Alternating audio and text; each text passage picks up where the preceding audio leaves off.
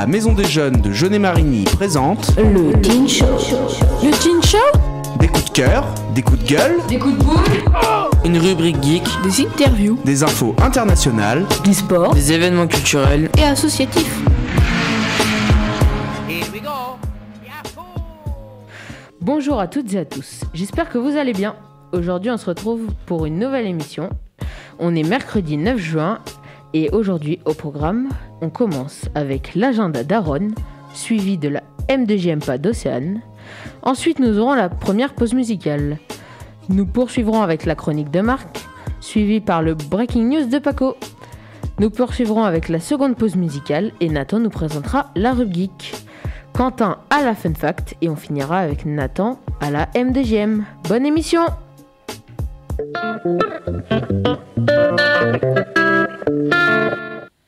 Et tout de suite l'agenda d'Aaron. Le Teen Show, l'agenda. Bonjour à tous, je m'appelle Aaron. C'est ma première fois à la radio, donc je vais essayer de vous présenter au mieux l'agenda de cette semaine de Jeunet-Marigny. Le premier événement est l'atelier e-sport et l'insertion des jeunes de 16 à 25 ans au chômage ou déscolarisés. C'est un atelier e-sport à la Salle Agora. La prochaine journée sera le 14 juin à la Salle Agora toute la journée. Il vous faudra prévoir un pique-nique car le repas n'est pas fourni. Le deuxième événement est la soirée coup de cœur à la médiathèque de Marigny-Brisé le vendredi 11 juin à 20h30. Les nombres de places sont limités. Le port du masque sera bien entendu obligatoire. Le troisième événement de cette semaine est la bourse aux vêtements et les péricultures le 12 juin de 9h à 15h à la salle des fêtes de Jeunet-Marigny. Le quatrième événement de cette semaine est l'exposition Nature Plurielle du 10-07 au 10-08 2021 à la Maison des Arts, salle Artistide Caillot, place de la Fontaine, 86 130 Jeunet-Marigny. Photos diverses sur la nature, peintures et sculptures se rapportent à chaque photo interprétée par divers artistes. Ouvert du jeudi au dimanche de 14h à 19h et le vendredi matin de 10h à 12h30. Je vous laisse avec la suite de cette émission. C'était Aaron. C'était l'agenda d'Aaron et tout de suite la M2JMPA d'Océane qui a réalisé cette chronique à l'aide de Manon. La M2JMPA. Bonjour à tous, je vais ici vous présenter ma chronique sur le braconnage et les expériences scientifiques sur les animaux. Le braconnage, c'est la chasse ou la pêche illégale. C'est l'un des principaux facteurs de la réduction de la biodiversité. Il alimente un trafic lucratif de près de 20 milliards de dollars par an, ce qui en fait le 4e commerce illégal au monde. La chasse à la baleine est interdite depuis les années 1986. Seulement 3 pays continuent, le Japon, l'Islande et la Norvège. Pourquoi se priver de tuer des baleines lorsqu'on peut s'en nourrir ? Tout simplement parce que l'espèce est en voie de disparition. Durant le XXe siècle, 2,8 millions de baleines ont été tuées à travers le monde. Les espèces qui sont braconnées sont souvent protégées et sont donc en voie de disparition. Le rhinocéros pour les propriétés de sa corne aux vertus pharmaceutiques. 400 en 2019. Le tigre pour son pénis aux vertus aphrodisiaques. 800 par an. Le requin pour son aileron aux vertus thérapeutiques. 100 millions en 2000. Toutes ces propriétés sont supposées, elles ne sont pas prouvées scientifiquement. Une corne de rhinocéros peut rapporter jusqu'à 50 000 euros. Un tigre peut rapporter jusqu'à 12 500 euros. Un kilo de requin peut rapporter jusqu'à 270 euros. Pourquoi se priver d'utiliser les animaux pour préserver la santé humaine ? Parce que toi, tu trouves que c'est humain de tuer des animaux pour ta propre existence ? Trouves-tu cela écologique de tuer des millions d'animaux par an ? En 2010, la France comptait 2,2 millions d'animaux tués pour des expériences. Et en 2011, l'Europe en comptait 11,5 millions. Comment ça ? Par exemple, pour ta crème solaire. Il y a des tests avant qu'elle soit rendue. Elle est testée sur des souris et les méthodes sont vraiment affreuses. La crème solaire est appliquée sur elles, puis on les laisse exposer sur des lampes solaires ou UV et on les laisse jusqu'à ce que leur peau brûle. Oui, mais si on ne les teste pas sur des animaux avant, c'est nous qui allons nous mettre en danger. Tu as raison, cependant, les animaux n'ont pas demandé de souffrir à notre place. Lorsque la dernière goutte d'eau sera polluée, le dernier animal chassé et le dernier arbre coupé, l'homme comprendra que l'argent ne se mange pas. C'était la M2JMPA d'Océane et tout de suite on écoute Plume de Necfeu. C'était Plume de Necfeu et tout de suite la chronique de Marc.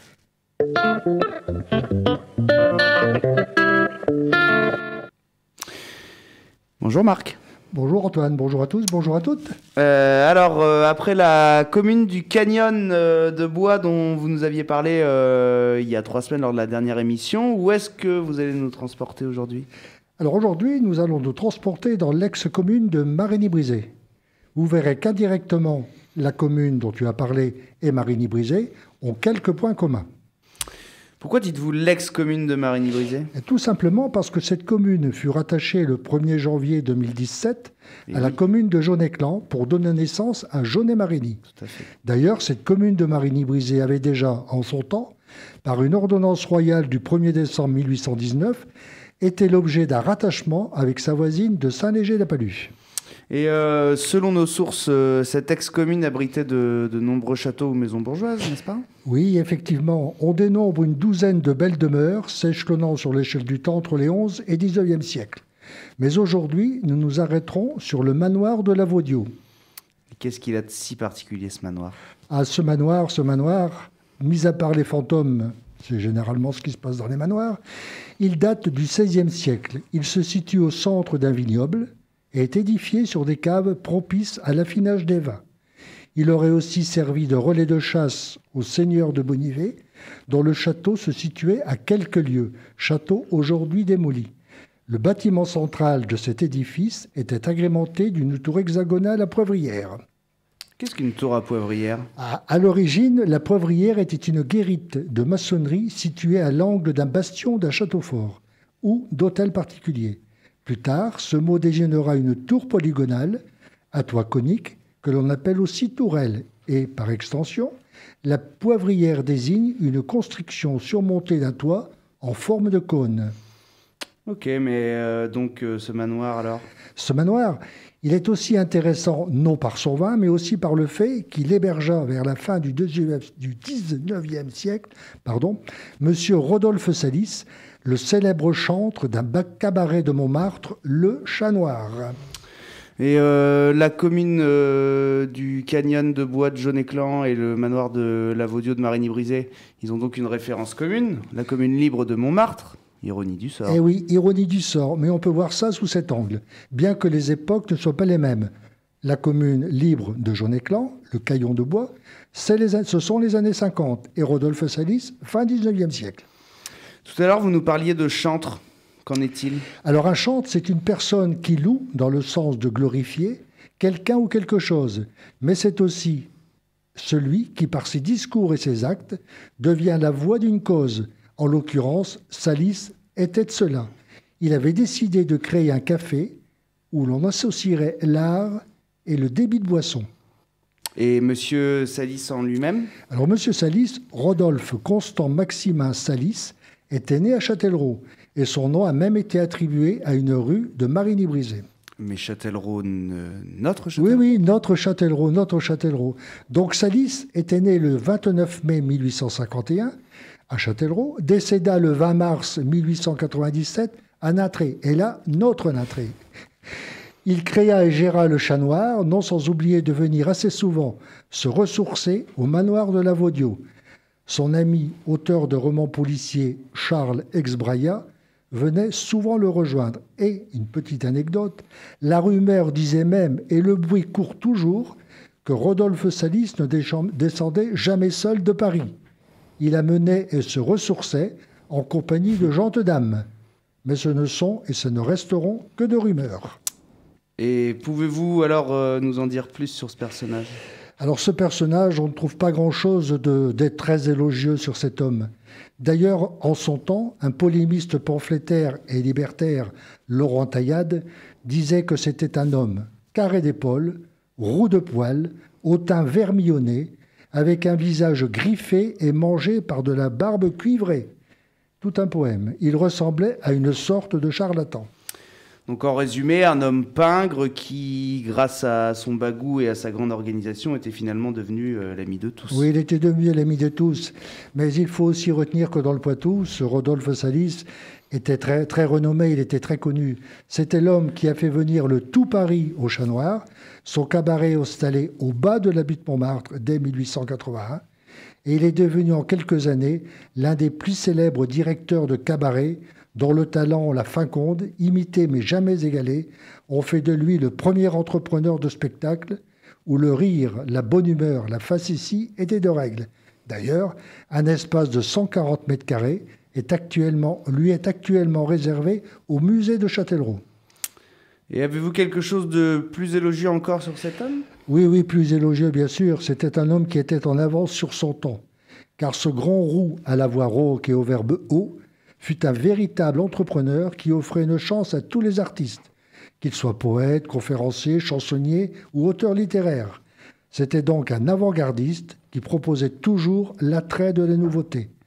De cet homme, on retiendra également la création d'un magnifique spectacle d'ombre que l'on peut toujours voir au musée de Châtellerault. Et alors, d'autres anecdotes sur quelques lieux de Marigny-Brisay ? Par exemple, sur le manoir de la Mailletterie ? Alors sur ce manoir, on a très peu de choses. Simplement, on sait que ce fut la propriété de Paul Leskill, un peintre allemand du 19e siècle, 1899-1988. Mais, ou alors sur le château de Montfaucon, peut-être ? Oui, le château de Montfaucon. Montfaucon, oui, que l'on appelle aussi la maison forte de Montfaucon. Alors, cette maison fut transformée en château-prison pour des prisonniers de guerre allemands lors du premier conflit mondial. C'est-à-dire que, je vais faire une petite parenthèse, c'est-à-dire que le propriétaire des lieux, un riche propriétaire terrien, avait fait venir des prisonniers allemands pour travailler dans ses champs. Et là où était situé le manoir de Montfaucon, on ne pouvait pas s'en aller. Et alors, pour conclure, est-ce qu'il y a une autre anecdote sur l'ancien village de Méoc ? Oui, c'est une petite tragédie qui se déroula le 10 juin 1692. Un homme avait été trouvé mort sous son cheval, devant la porte d'une veuve.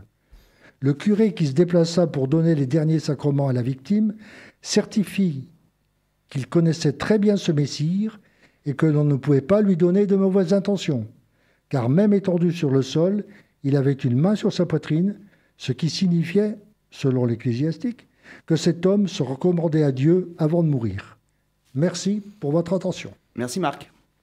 C'était la chronique de Marc et maintenant le breaking news de Paco.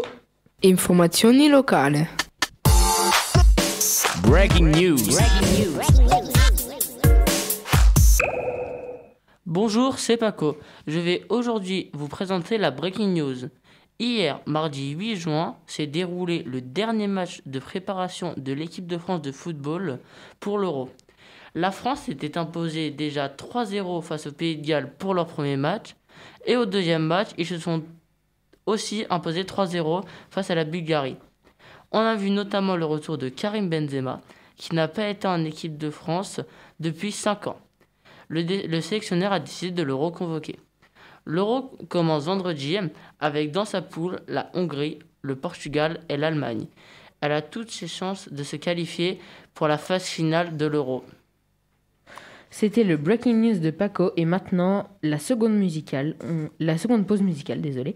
On écoute Low No Cry Later de Drake. C'était Low No Cry Later de Drake et maintenant la Rub Geek de Nathan. La Rub Geek. Bonjour à tous, aujourd'hui on va vous parler du monde de l'e-sport. Les nouvelles de l'e-sport. 1. Rainbow Six Siege. L'équipe brésilienne NIP a remporté le tournoi mondial à Paris qui s'appelle Sixth Invitational.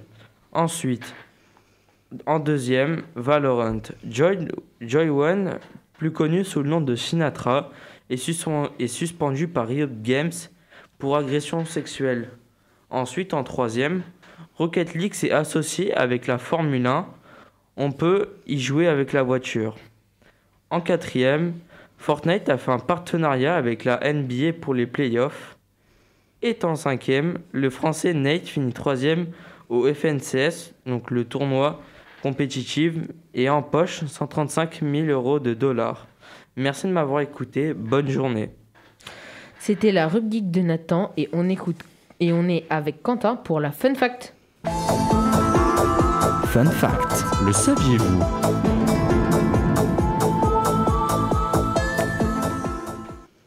Eh bien, bonjour à tous, c'est Quentin pour cette rubrique. Et aujourd'hui, je vais vous présenter 3 fun facts, dont certainement une bien plus longue que les autres. Et donc, voici le sommaire. Vos 5 sens sont-ils les seuls que vous possédez ? Radis ou paradis, force maximale et force absolue. Donc, je commence tout de suite avec vos 5 sens sont-ils les seuls que vous possédez ? Comme le titre l'indique, les sens du corps humain seront à l'honneur aujourd'hui. En effet, depuis de nombreuses années, la vue, le toucher, l'odorat, le goût et l'ouïe sont présumés comme nos 5 sens uniques. Cela dit, depuis peu, on théorise 4 nouveaux sens qui, d'ailleurs, portent le nom de nouveaux que du fait qu'ils ne sont que théoriques, car en temps réel, nous les possédons depuis toujours. Il est temps pour moi de vous les présenter. Commençons par la proprioception. La capacité à identifier l'emplacement de nos propres membres. Ce sens qui paraît étrange de par sa définition est en fait tout à fait approprié au terme de sens. Par exemple, quand vous voulez ouvrir une porte, vous allez devoir ouvrir votre main d'une certaine manière, exercer une certaine force, etc. Cette détection d'informations de type proprioceptif n'est que rarement consciente et c'est peut-être pour cette raison d'ailleurs que nous avons longtemps ignoré ce sens. Maintenant, le deuxième. L'équilibrioception. Un sens plutôt pratique car il nous maintient en équilibre à chaque action. C'est donc le sens de l'équilibre, la capacité de se mouvoir avec simplicité sans se vautrer à chaque pas lorsque l'on marche par exemple. En parallèle à la marche, la proprioception a lieu à des recherches dans la robotique comme la marche humaine nommée active et qui est une succession de mouvements en déséquilibre mais maintenus par le corps humain, contrairement aux robots qui pour eux est une tâche complexe à reproduire. Pour faire simple, ce sens vous maintient à chaque instant. La thermoception, un sens des plus chauds, ou froids par ailleurs, car comme son nom l'indique, ce sens nous permet de détecter les températures comme lorsque l'on approche notre main d'une flamme, par exemple un feu de camp. Ce sens à un certain degré de température peut mettre en éveil le dernier sens que je vous présente de suite. La nociception. Ce sens est celui de la douleur. Cette fonction défensive permet au système nerveux d'intégrer le stimulus de la douleur grâce aux nocirécepteurs qui peuvent être cutanés et liés aux thermocepteurs quand les températures sont insupportables, musculaires ou articulaires. Un sens bien pratique que l'on peut qualifier de chevaleresque. Je vais passer maintenant à la deuxième fun fact et j'espère que vous apprécierez vos 4 nouveaux sens. Radis ou paradis.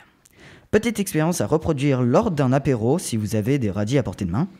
Mais pour introduire cette expérience, je vais donc revenir sur 2 de nos sens principaux, le goût et l'odorat. Ces 2 sens sont bien plus liés que vous ne le croyez. Même si vous possédez plus de 3000 papilles, elles ne détectent que le sucré, le salé, l'amertume et l'acidité. Tout le reste passe par l'odorat. Donc, votre capacité à apprécier la plupart des saveurs passe par l'odorat.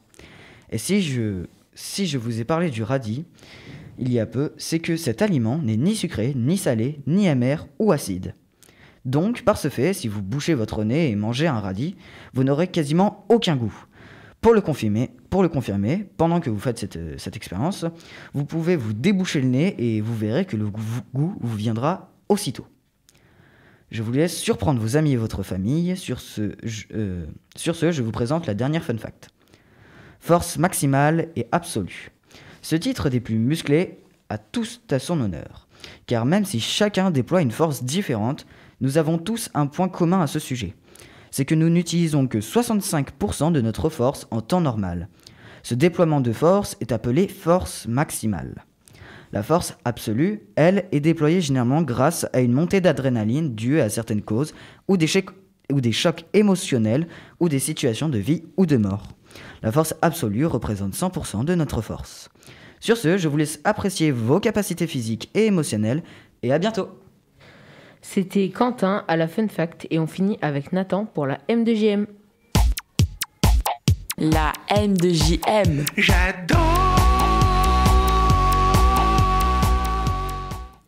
Bonjour à toutes et à tous. Aujourd'hui, je vais vous présenter la M2JM. Alors, je vais vous parler de la Formule 1. Alors, tout d'abord, je vais vous présenter les règles et le principe de la F1. Pour commencer, la F1, c'est un sport de véhicules de course les plus rapides du monde et donc le principe est de marquer des points. Sur la grille, il y a 20 pilotes et pour marquer des points, il faut au moins être dans le top 10. Le système de points, comme je l'ai dit juste avant, les pilotes marquent au minimum 1 point en étant 10e. Puis 9e vaut 2 points, 8e 4 points, 7e 6 points, 6e 8 points, 5e 10 points, 4e 12 points, 3e 15 points, 2e 18 points et pour finir, premier 25 points. Et également, le meilleur tour rapporte 1 point. Ensuite, je vais vous parler de la règle des drapeaux. Il y a 9 drapeaux. Le drapeau vert, fin de la zone de danger signalée par le drapeau jaune ou une reprise de la course normale après une voiture de sécurité. Drapeau jaune, danger et interdiction de dépasser. Un drapeau agité, ralentir, 2 drapeaux agités, ralentir et se préparer à s'arrêter si nécessaire. Un drapeau jaune peut être accompagné d'une plaque blanche portant les lettres SC en noir lorsque la voiture de sécurité est déployée ou VSC quand son équivalent dit virtuel est déployé. Drapeau rouge, interruption de la course seulement sur ordre de la direction de course. Drapeau bleu. Sur la piste, une voiture ayant un tour d'avance est sur le point de dépasser une voiture attardée. En sortie de stand, il signale une voiture en piste, bien qu'il soit très souvent remplacé par 3 feux bleus clignotants, placés à côté du feu autorisant ou non la sortie en piste. Peut être agité pour indiquer un avertissement à laisser passer. Pour les panneaux lumineux doublant les drapeaux, le numéro du pilote devant laisser passer un autre est indiqué. Rond orange sur fond noir, avec présentation du numéro d'une voiture. Avertissement de problèmes mécaniques dangereux sur le véhicule du pilote concerné, celui-ci doit directement rentrer au stand. Drapeau noir et blanc, avec présentation du numéro d'une voiture. Avertissement pour conduite antisportive. Si le pilote se voit présenter un second drapeau noir et blanc, un drapeau noir sera donc présenté. Le drapeau noir, donc avec toujours une présentation du numéro du véhicule, c'est la disqualification du pilote concerné. Le drapeau blanc, c'est la présence sur la piste des secours d'un véhicule lent ou d'un véhicule d'intervention. Et enfin, le drapeau à damier, qui veut dire tout simplement que c'est la fin de la course, des séances d'essai ou bien de la qualification. Actuellement, il y a 9 écuries dans le monde de la F1. Mercedes, Ferrari, Red Bull, McLaren, Aston Martin, Alpine Renault, Alfa Tauri, Haas, Alfa Romeo et Williams. A noter qu'en F1, on change que les pneus pour l'usure, alors qu'en moto, on change de monture seulement si les conditions météo changent. Ce week-end, au Grand Prix d'Azerbaïdjan, se fait une course folle car notre Français Pierre Gasly a fait un podium et que Pérez a fait sa première victoire avec Red Bull et que Sébastien Vettel est monté sur la seconde marche du podium. Tandis que les 2 Mercedes ainsi que la Red Bull de Max Verstappen ont fini en dehors des points. Malheureusement, notre second pilote français a abandonné et qui est Esteban Ocon. Également, je voudrais faire un hommage à un pan entier de l'histoire de l'écurie McLaren qui disparaît avec la mort de Mansour Ogier. Et voilà, j'en ai fini avec le monde de la F1 et je laisse la parole à Johan. Merci Nathan pour la M2JM. Et malheureusement, c'est la fin de l'émission. On se retrouve le 30 juin pour la dernière émission. Déjà, on remercie Quentin, Aaron pour sa première émission, Nathan, Paco, Océane, Nathan, Marc, Benoît, Antoine, à la régie, PM et Justine. J'ai juste quelque chose à dire à tous nos auditeurs et à toutes les personnes présentes ici. Je tiens à dire que bravo d'avoir tenu 1 an, 4 mois et 16 jours par rapport au Covid-19 qui est arrivé en France. Bravo de ne pas avoir lâché par rapport à ça et d'avoir su faire des efforts pour s'adapter dans la société. Merci d'avoir écouté notre émission et à la prochaine. Ciao. Au revoir. Ciao. C'était le Teen Show, présenté par la Maison des Jeunes de Jeunet-Marigny.